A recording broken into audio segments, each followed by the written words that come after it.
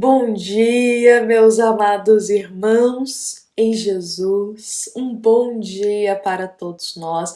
Uma excelente quinta-feira. Que hoje possamos iniciar o nosso dia com o nosso Mestre Nazareno no coração. Que Jesus possa guiar os nossos passos, iluminar os nossos pensamentos. Que o Cristo ele seja o grande guia de tudo para a nossa vida. E que nesse momento, meus irmãos, nós possamos nos unir em um só pensamento e elevar esse pensamento até a Deus, nosso Pai, como filhos que estão de frente para o Pai, em busca de esclarecimento, de uma resposta, em busca de um aprendizado, de uma palavra de esperança para a vida. E que Deus possa conceder aquilo que a nossa alma está necessitando, o esclarecimento que o nosso espírito carece, através das palavras do Evangelho, através dos ensinamentos de Jesus. Bom, meus irmãos, quando nós estamos na doutrina espírita, nós lemos com frequência, estudamos sobre provas, expiações, momentos de dificuldade, alguns resgates que fazemos, não é mesmo? A lei de ação e reação. E por adentrarmos muito nesse tema, ou lermos sobre isso, podemos começar a acreditar que a reencarnação ela se limita apenas a esses aspectos: provas, expiações, dificuldades, resgate. Começamos a acreditar que o nosso espírito, então, ele vai aprender só pela dor, vai aprender só no sofrimento, vai evoluir é só na dificuldade. Então, muitas vezes a gente tem que tomar um pouquinho de cuidado, meus irmãos, para não criar esse tipo de raciocínio dentro de nós de que a reencarnação é só dificuldade, é só dor, é só prova. E muito menos que a gente, como espíritos, aprende só pela dor, aprende só nos desafios da vida. Não podemos limitar, meus irmãos, a nossa visão, que ela não fique restrita a isso. Porque vejamos bem, o nosso espírito, ele aprende de diversas formas. Não só pela dificuldade, não só pela dor, não só por prova, por resgate, não só por sofrimento. O nosso espírito, ele tem uma cartela de opções de como ele pode se desenvolver, como ele pode crescer. E uma reencarnação, uma existência, ela não se limita e ela não se faz apenas por provas e expiações. Vejamos bem. Então, quanto a isso, eu queria até ler aqui pra gente adentrar mais nesse tema, um trechinho do Evangelho segundo o Espiritismo. E esse trecho é o trecho que vai inspirar a nossa reflexão de hoje, e ele até se encontra na parte da introdução do Evangelho segundo o Espiritismo. Olha o que é nos afirmado. A alma que toma boas resoluções na erraticidade e que possui conhecimentos adquiridos, traz ao renascer menos defeitos, mais virtudes e ideias intuitivas do que tinha na sua existência precedente. Assim, cada existência lhe marca um progresso intelectual e moral. Gostaria de frisar esse início aqui, ó. A alma que boas resoluções tomou na erraticidade vai possuir conhecimentos, vai adquirir virtudes e ao renascer vai trazer isso com ela.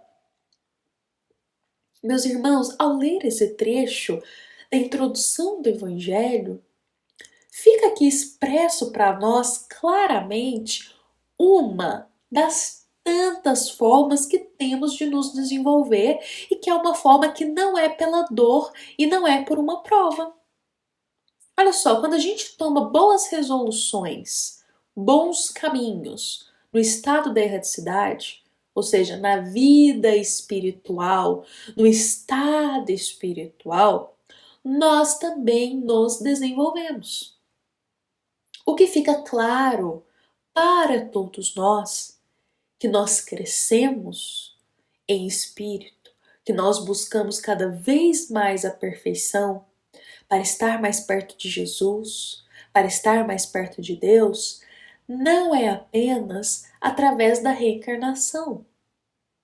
Nós conseguimos crescer e evoluir também em estado de espírito, no intervalo de uma reencarnação e outra. Esse intervalo se chama erraticidade, o estado da erraticidade. Então, nesse intervalo entre uma existência física e outra, também podemos crescer, também podemos nos desenvolver. E são formas de crescimento que não é prova, teste, expiação, desafio.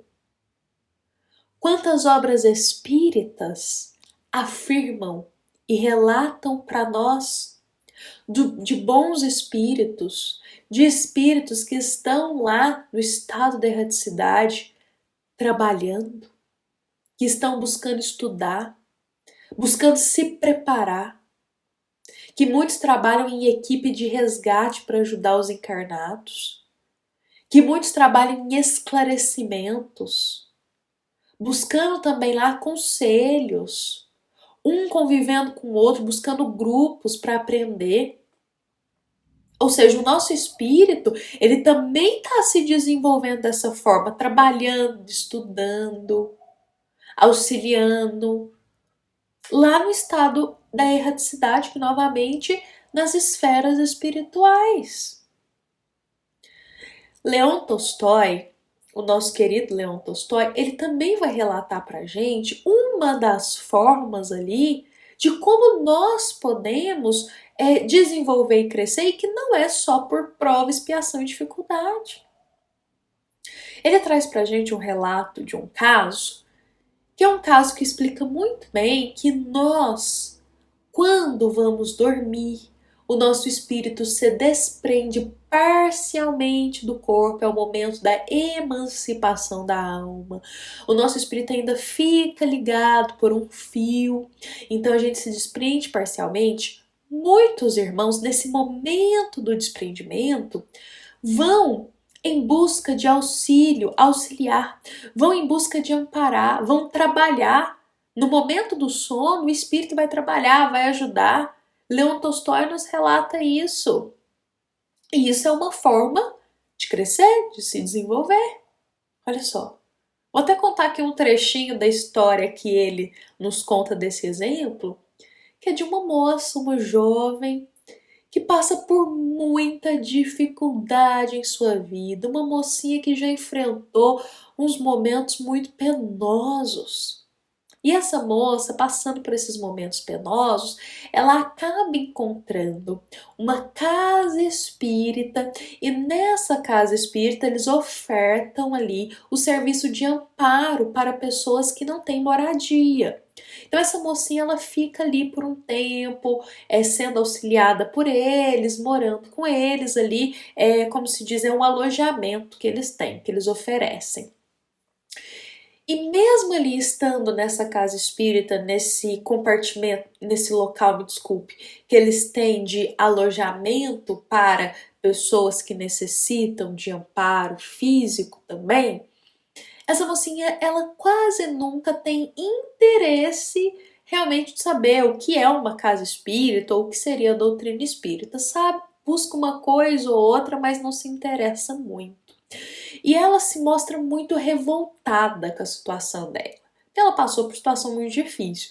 E ela não consegue entender por que essas coisas estão acontecendo com ela, por que ela sofreu tanto, por que ela passa por enfermidades também do corpo, por que isso chegou para ela, que ela tá tão limitada fisicamente. Então ela se revolta muito. E os trabalhadores desta casa espírita se comovem muito com a situação dessa mulher. e começam a colocar o nome dela em pedidos de oração. Vejamos que em casas espíritas é comum nós termos um caderno para anotar um pedido de oração a alguém, o nome de alguém, ou a gente pode fazer um pedido lá para uma prece, um auxílio, um passe espiritual para alguém. Então essa equipe ela começa a fazer isso, a fazer pedidos ali com o nome dela para auxílio, esclarecimento da situação dessa irmã, porque era algo que chamava muita atenção. A revolta, a indignação dela do que ela passava era muito grande, isso chama atenção. Então os trabalhadores comovidos começam a solicitar auxílio aos bons espíritos através desses pedidos de oração frequente a ela, e assim eles fazem meses e meses esses pedidos. E o mais bonito, meus irmãos, é que tem uma trabalhadora nessa casa, ela já é uma senhora, uma trabalhadora dessa casa que ajuda nesse alojamento também. Essa trabalhadora, quando ela vai dormir, o espírito dela se desprende parcialmente do corpo e ela vai até ao encontro dessa jovem, a qual também fisicamente está dormindo, e o espírito dela também se desprende parcialmente. Então, essa trabalhadora espírita, no momento de dormir, ela vai em busca do espírito dessa jovem, que também está no momento do sono, e ali ela esclarece a jovem, explica para ela certas coisas, mostra para ela algumas situações, por outras palavras, consola aquele coração, ampara aquele coração, leva luz de esclarecimento para aquele espírito. Ao acordar, ambas não se lembram de nada. Mas olha que bonito, porque como é uma moça que está com o coração muito endurecido, talvez para essa trabalhadora chegar ali pessoalmente para conversar com ela não se teria tanta abertura. Não se teria tanta abertura. Então ela espera o momento do sono, quando o espírito se desprende, o espírito vai lá, esclarece ela então nesse momento e ela vai acolhendo. E é um trabalho que é feito pouco a pouco. Olha que bonito. Esse espírito, no momento que ele tá dessa trabalhadora, que Leon Tolstói nos narra, no momento que ela tá lá auxiliando, também é um momento que ela tá se desenvolvendo. Porque a gente também cresce e se desenvolve amparando o próximo. Também aprendemos quando a gente ajuda alguém. Então, essa ajuda, esse socorro, esse amparo que essa senhora concede, também é uma forma dela se desenvolver e crescer espiritualmente, dela também se ajudar. E é muito bonito porque nessa obra o espírito Leon Tolstói, através da psicografia de Sirineia Yolanda, ele vai relatar pra gente que vai chegar o dia que essa moça, ela vai pedir para assistir um evangelho. Ela vai pedir para assistir uma palestra na casa espírita. Depois de muito se colocar o nome no caderno de oração, depois de muito solicitar ali uma prece por ela durante uma reunião mediúnica, depois de muitos espíritos trabalharem para esclarecer ela, até que chega o dia que ela desperta a necessidade de buscar o alimento espiritual, a compreensão espiritual do que acontece com ela. Então o trabalho foi de pouquinho em pouquinho, mas no final tocou aquele coração. E isso traz para a gente, meus irmãos, Leon Tolstói, um exemplo também muito nítido das formas que o nosso espírito ele se desenvolve, ele cresce, trabalhando durante a emancipação da alma, durante o sono, trabalhando lá a gente também cresce e se desenvolve, ou em estado lá da erraticidade, em espíritos, também podemos buscar aprendizado e desenvolvimento.